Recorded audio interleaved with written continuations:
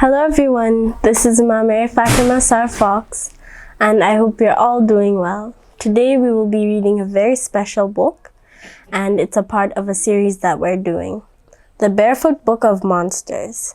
I hope you enjoyed our other two stories, The Whirlwind Spirit and The Abominable Snowman.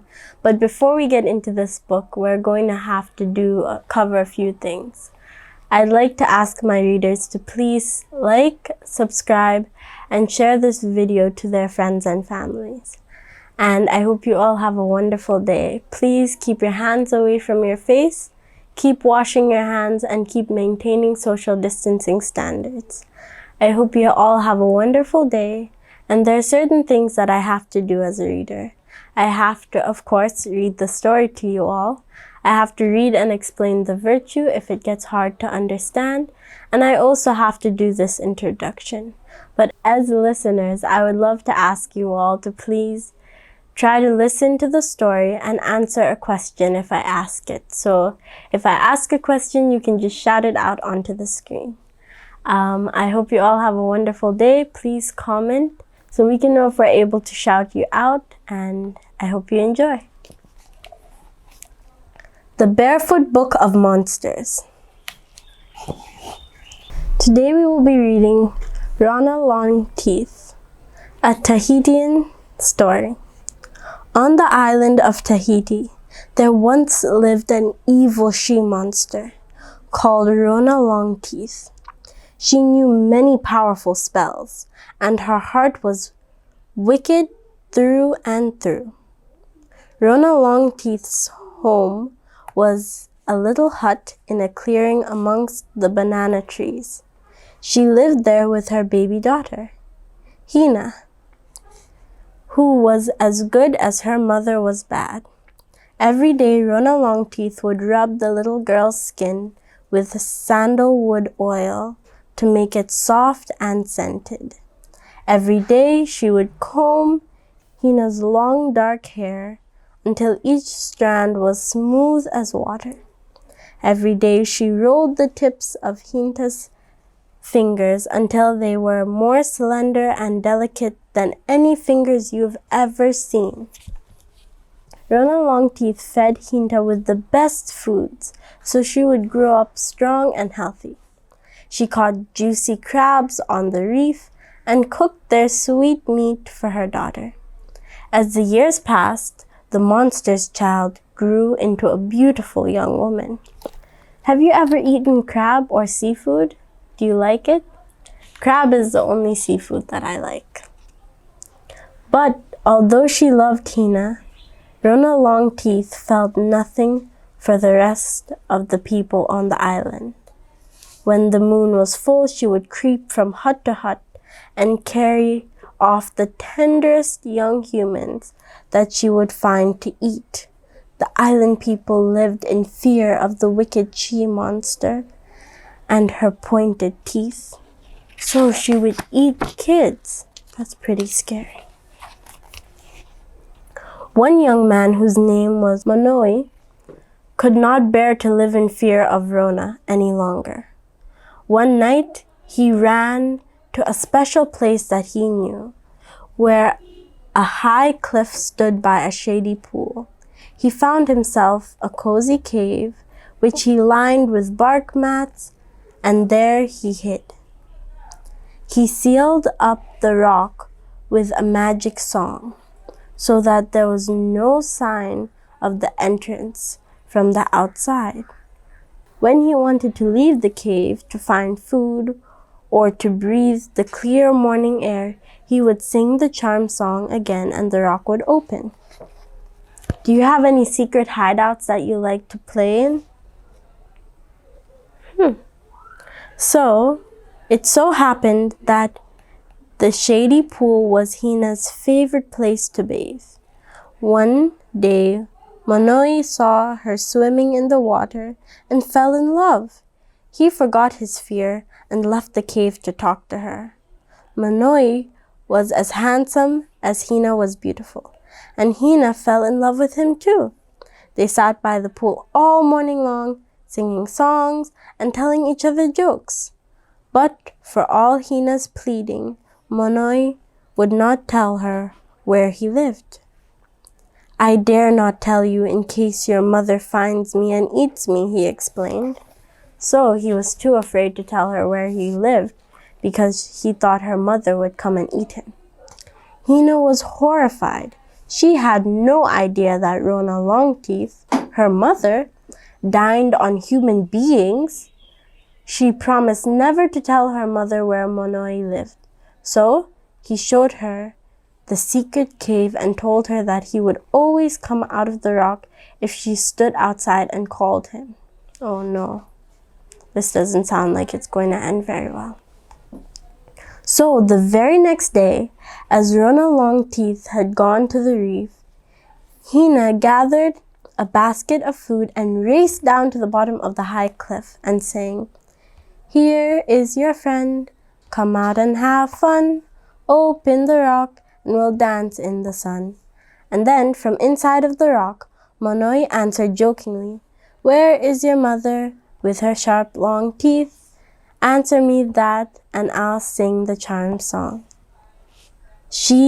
Then she responded, "She's on the long reef, she's on the short reef, she's catching crabs for supper," laughed Hina.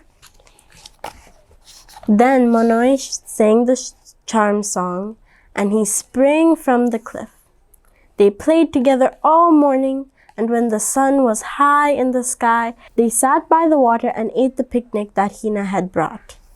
"My heart belongs to you," said Monoi to Hina. "I love you forever." Then he jumped back into his hiding place and Hina hurried away. She got home just before Rona Longteeth returned with a basket full of crabs. But Rona was as sharp as her pointed teeth. Sharp is another way of saying smart. And she noticed how much food was missing from the hut. Uh-oh. "Hina has eaten like a little pig today," she muttered. "She has gobbled enough food for two. Something is strange here. I mean to find out what." So the very next morning, the crafty monster lay down on her sleeping mat. "I don't feel well," she groaned. "I think I'll stay here and sleep until I feel better. My poor old legs are too weak to walk to the reef today." She was trying to fool her daughter. Hina was so eager to see Monoi again. She waited until her mother began to snore, and then gathered up the picnic and ran to the cliff. But Rona Longteeth was only pretending to be asleep. Quickly, she jumped up and followed Hina to the shady pool, where she watched her daughter sing and Monoi leap from the rock. Rona Longteeth was furious. Her blood boiled, and she ground her teeth in rage. What do you do when you're really angry? "Young he looks and tasty too," she snarled to herself. "I shall eat him by and by." She's going to eat him. Oh no. Let's see what happens. And she took herself home. But that night she said to her daughter, "Hina dear, I think that I will go fishing by torchlight. When I get back, we shall have an early breakfast of breadfruit and yams and delicious fresh fish." "I'm glad that you're feeling better, Mother," said Hina with a smile. "And fresh fish for breakfast sounds delightful." Off went Rona Longteeth, tiptoeing through the darkness until she came to Monoi's cliff. There she sang sweetly as she could, "Here is your friend, come out and have fun. Open the rock and we'll dance all night long." But Monoi wasn't fooled. "You aren't Hina," he shouted. "You're Rona Longteeth, and I'm not coming out." But Rona didn't care, for she was powerful. She was a powerful enchantress, and she knew a magic word that would open the cave. Oh no. "Vahia!" she screamed, and the rock split open with the sound like thunder. In rushed the she-monster. teeth in her mouth grew longer and longer. Her knees and fangs appeared all over her, on her chin, on her elbows, and on her knees and on her belly. She was now covered from head to toe in big sharp teeth. Before Manoj could so much as squeak, she had devoured him, every last bit. Every last bit, that is, except for his heart. For his heart belonged to Hina, and it hid itself behind a rock. Then Rona Longteeth went off to the reef to fish by torchlight. Oh no, she ate Manoj. Let's see what Hina will do. Meanwhile, in the hut, Hina's heart gave a great lurch. She knew that something terrible had happened to her friend. She ran to the cliff and into the cave, and she heard Manoj's heart call out to her. Straight away she picked it up and placed it on her own, and she ran all the way home. Let's see what she'll do.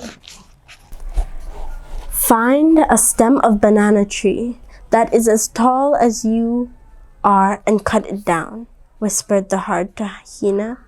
Lay it on your sleeping mat with a coconut in the place where your head would rest, and cover the plants with soft white cloth. Hina did as the heart told her. It looked as though she was fast asleep in bed. So she created a dummy to take her place in her bed, so when her mother would come home, the mom would think that she's sleeping when it's actually just a coconut and a banana stem. Now fly like a bird to the Chief Noah's house.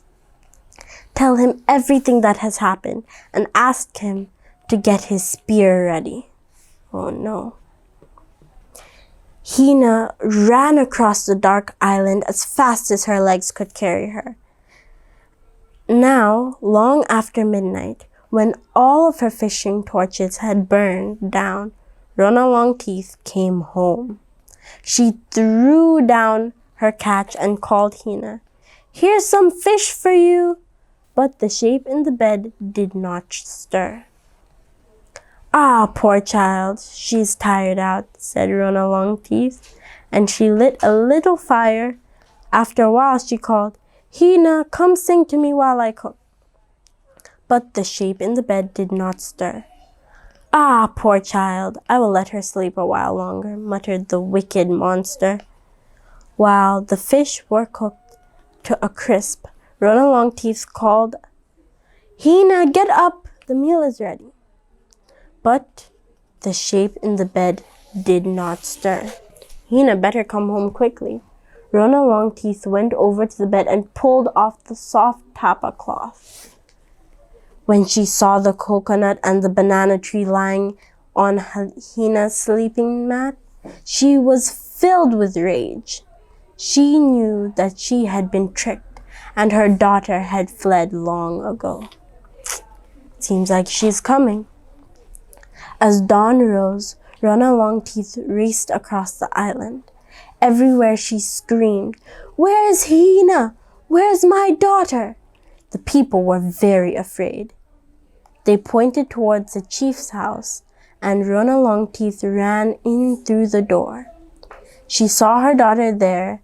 The teeth in her mouth grew longer and longer. Fangs appeared all over her, on her chin and on her elbows and on her knees and on her belly until she was covered from head to toe in big sharp teeth. But Chief Noah was ready with his spear, as the heart had told him to be. And before she could chomp Hina in two, Rona Longteeth met her end. Oh no. Then Chief Noah took Manoj's heart from Hina and gave it to his best enchanter. The enchanter made a new body for Manoj and set the heart inside it on the spot. And, freed from their fear of the monstrous Rona Longteeth, everyone on the island lived in peace and plenty for the rest of their days. And that is the end of the story. So, I hope you enjoyed this story today, and as you know, in the book, Rona was a really evil monster, and she was not kind to people. But it's never good to use violence or to be mean or to hurt other people to solve your problems. Instead, they probably should have talked to her or had her do like a timeout to stop doing her wicked things. But in the end, Manoj was saved, and Hina and Manoj lived happily ever after. I hope you enjoyed this book, and I hope you act differently from the chief and from Rona, and don't solve your problems with violence. And I hope you had a bunch of fun listening to it, and I hope you also learned a lesson. But we chose a virtue, as you know, and every time we do a reading, we choose a virtue. So I have to ask you all to please listen to the virtue and try to practice it throughout your daily life, especially in this difficult time in the world. Peacefulness is our virtue for today. Blessed are the peacemakers, for they shall be called the children of God. So whether you're religious or not, or whether you're Christian, or whether you believe in the Bible or not, or whether you're Muslim or any other religion, I feel like we can all try to practice this quotation from the Bible. We should all be peaceful, because in the end it will get a good result, and it will have us be loved people. Peacefulness is an inner sense of calm that can come in moments of silent gratitude or prayer. It is a way of getting very quiet and looking at things so you can understand them. It is facing your fears and letting them go. It is trusting that things will be alright. Peacefulness is giving up the love of power for the power of love. Peace in the world begins with peace in your heart. So, the people in the story could have practiced peacefulness with the monster. They could have talked to the monster, or they could have had the monster do a timeout if they were doing really bad things. So, we really need to try and be peaceful, and we should not solve our problems with violence. So, if you're still struggling to know what peacefulness really is, here are some things that someone is peaceful says or does. The practice of peacefulness, signs of success. I have a regular time to pray or reflect. I give my worries to God and trust in God to help. I use peaceful language even when I'm angry. I avoid harming anyone. I appreciate differences. So if you see a difference between you and someone else, then you should appreciate them instead of pretending not to see them. So that is something that could help the world a lot right now. Because even though we all look different, even though we're from different cultures, we're all human, and we should celebrate how different we can be. Peacefulness helps me to be calm. So you should always take time to meditate or to just sit with your thoughts and reflect on your day. You should use peaceful language even if you're really angry, and you shouldn't hurt or harm anyone. And you need to trust that everything will be okay and make the right decisions. I hope you enjoyed this book, and I hope you all have a wonderful day. Again, please like this video, subscribe to this channel, and share this video to your friends and families. I hope you have a wonderful day. Please comment so we can shout you out. And I love you all. Goodbye. Thank you.